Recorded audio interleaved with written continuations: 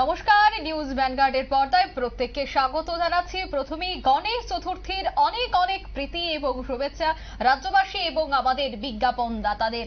এবার চোখ রাখছি গুরুত্বপূর্ণ খবরগুলির দিকে। আবারও ট্রেন দুর্ঘটনার খবর এবার উঠে এসেছে। ভয়াবহ ট্রেন দুর্ঘটনা।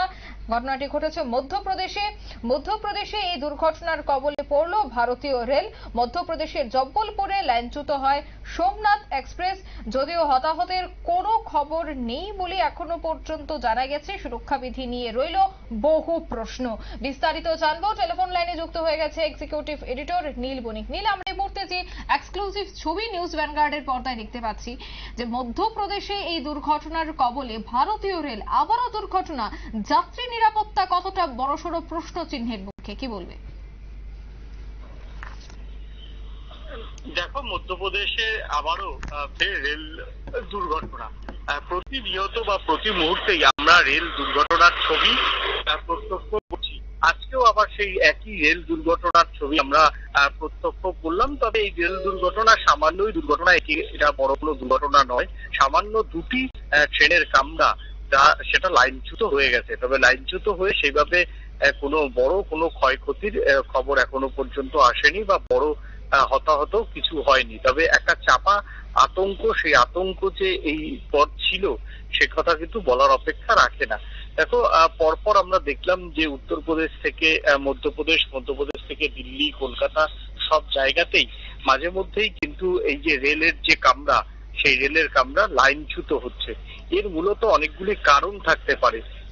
প্রথম কারণ হচ্ছে এই সময়তে টানা ভাদ্রের যে রোদ, সেই রোদে ট্রেনের লাইনের যে গ্যাপগুলো থাকে, সেই গ্যাপগুলো অনেক সময় কি হয়, যদি মেনটেনেন্স না করা হয় তাহলে সেই গ্যাপগুলো ফিল আপ হয়।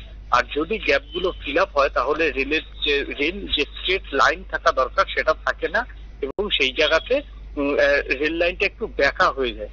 যখনই ব্যাকা হয়ে যায় তখনই এইরকম একটা দুর্ঘটনার কবলে পড়ে। অন্যদিকে কি হতে পারে যে বর্ষার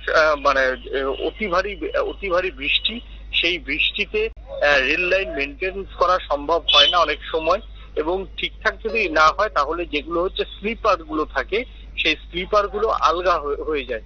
সেই আলগা হয়ে গেলেও ট্রেনের যখন ট্রেন যখন ছোটে তার নিজস্ব একটা গতিজাড্য থাকে এবং তার নিজস্ব একটা ভার থাকে। সেটা যখন ওই দুরন্ত গতিতে যখন ট্রেন ছোটে তখন একটা কম্পন অনুভূত হয়।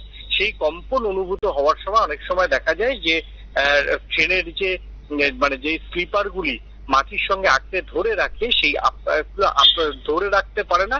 এর ফলে কি হয়, ট্রেনের যে চাকা লাইনটা, সেই লাইনটা কাঁপলে কি হয়, অনেক সময় ট্রেনের চাকা থেকে একটু 1 ইঞ্চি 2 ইঞ্চি সরে গেলেই তখনই তোমার হচ্ছে এই রেল লাইন বেলাইন হয়। এইটি একটা কারণ হতে পারে।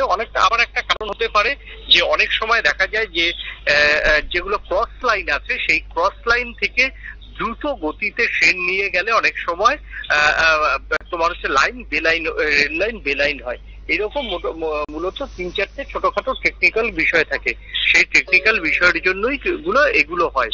এখন যাত্রী সুরক্ষা নিয়ে অবশ্যই প্রশ্ন রয়েছে, যাত্রী সুরক্ষা নিয়ে অবশ্যই রয়েছে। তবে এই বিষয়গুলি কেন হচ্ছে, প্রত্যেক দিন কেন হচ্ছে, সেগুলো নিয়ে একটা গভীর তদন্তের প্রয়োজন।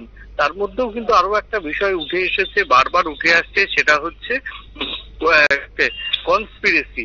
অর্থাৎ রেলকে বদনাম করার জন্য একদল মানুষ ট্রেনের মধ্যে, আমরা দেখেছিলাম যে 30 কেজি ওজনের একটি কাঠের গুঁড়ি রেখে এসেছিল। ভাগ্যিস সেটা ধরা পড়েছে, না হলে সেদিন বড়সড় দুর্ঘটনা ঘটতো। অন্যদিকে এইরকম অনেক কিছুই ঘটছে যেগুলো সোশ্যাল মিডিয়াতে এখন আপলোড হচ্ছে সরকারকে বদনাম করার জন্য।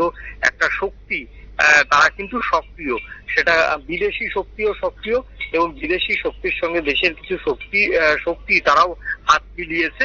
সেটা খোদ মিনিস্টার কয়েকদিন আগে কিন্তু। তবে এগুলো সমস্তই টেকনিক্যাল প্রবলেম। এই টেকনিক্যাল প্রবলেম গুলো দ্রুত সারিয়ে ফেলা উচিত, এবং রেল দপ্তরের রেলের যে সিকিউরিটি, সেই সিকিউরিটির দিকে মন দেওয়া উচিত বলেই মনে করছেন সংশ্লিষ্ট মহল। একদম ধন্যবাদ নীল। অর্থাৎ যাত্রী নিরাপত্তা তো একটা বড়সড় প্রশ্নচিহ্নের মুখে অবশ্যই রয়েছে। অন্যদিকে কেন এই যান্ত্রিক গোলযোগ হচ্ছে, তার পেছনে কি কারণ থাকতে পারে, এই বিষয়গুলি নিয়ে রেল দফতরের ভাবা দরকার বলেই মনে করা হচ্ছে। মধ্যপ্রদেশের জব্বলপুরে ঘটে এই দুর্ঘটনা এবং তারপরে কিন্তু একাধিক প্রশ্ন উঠতে শুরু করে, বিশেষ করে সুরক্ষা বিধি নিয়ে কিন্তু বহু প্রশ্ন এবার তুলতে শুরু করেছে সাধারণ মানুষ। নিয়ে নিচ্ছে ছোট্ট একটি বিজ্ঞাপন বিরতি, সঙ্গে থাকুন।